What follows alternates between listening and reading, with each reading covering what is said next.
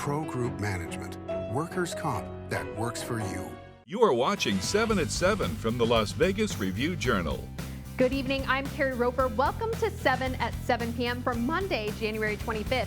We're bringing you 7 minutes of non-stop local news from the Las Vegas Review-Journal. And tonight we are starting off with a look at snow around the valley as snow flurries hit parts of Las Vegas today after a storm started bringing rain throughout the area early this morning.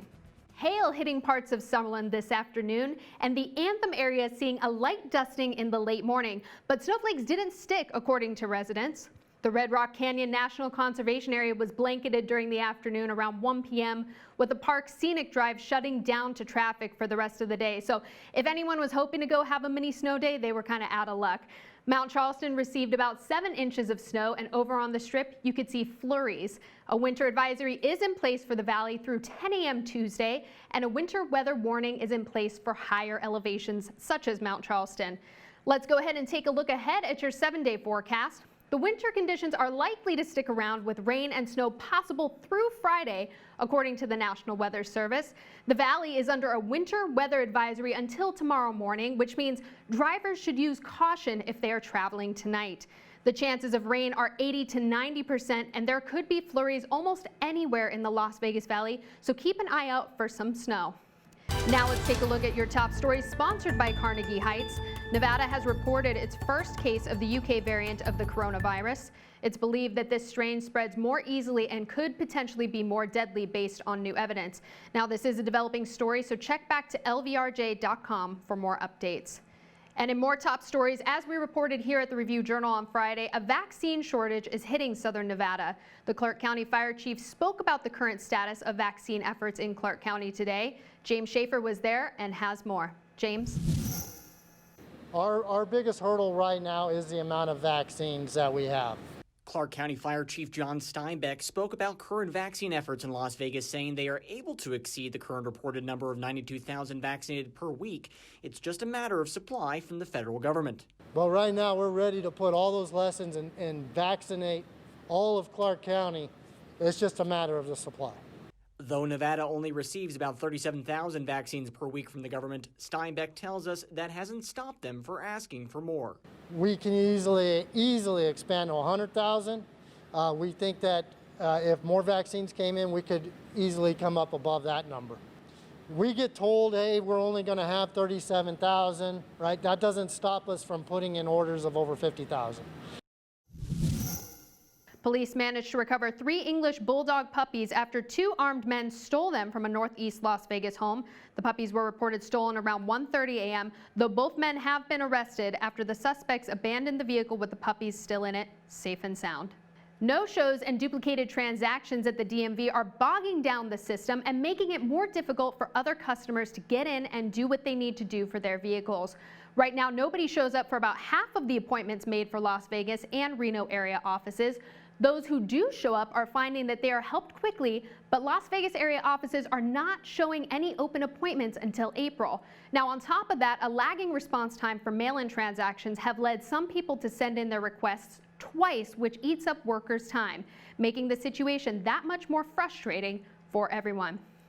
Sports, sponsored by Scenic Brewing Company. Hi, I'm Cassie SOTO with this sports update. Golden Knights defenseman Alex Pietrangelo will face off against his former team for the very first time when Vegas hosts St. Louis on Tuesday. Pietrangelo spent the first 12 years of his career in St. Louis and was the Blues captain when they won the Stanley Cup in 2019. Obviously, off the ice, you're friends and you know, you enjoy those moments together. But when you get on the ice, you know, they're trying to win the game, and so am I. So there'll be some good battles. Looking forward to it. Again, it's more, you know, before the game or after the game. But when you're on the ice, everyone's got the same objective. So I don't think they're going to let up on me, and I don't think the same thing, you know, back to them.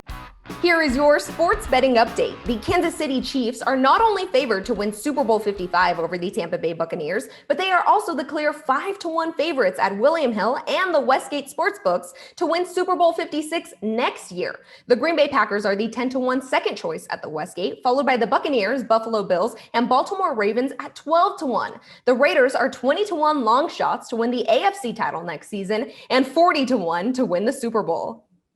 In your business news, sponsored by the Vegas Chamber, Las Vegas-based cookie dough company DOUGHP is joining forces with the national nonprofit called She Recovers Foundation. DOUGHP founder Kelsey Morera told us about her personal connection to the partnership.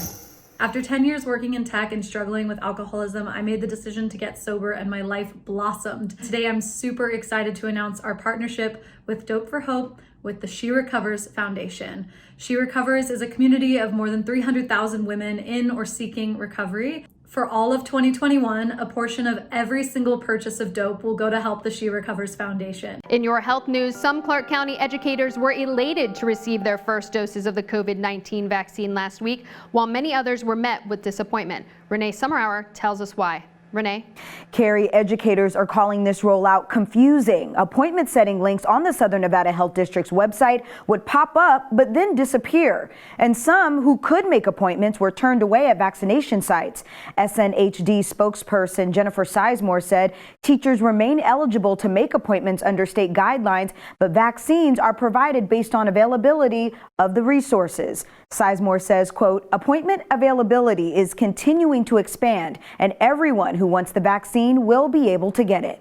CCSD also made a statement about the confusion. For more on their response, log on to lvrj.com. Carrie? In your lifestyle news, sponsored by Las Vegas Motor Speedway, construction bids are being taken for a proposed second bridge over the Colorado River that would connect Bullhead City, Arizona and Laughlin, Nevada.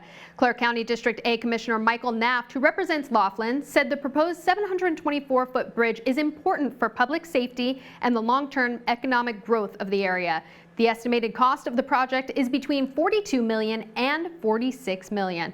In your entertainment news, legendary rock band Chicago is set to return to the Venetian in the fall. Chicago joins ZZ Top's rescheduled shows in April on the Venetian's schedule. Now, depending on COVID protocols in place that time, we could see a full capacity audience.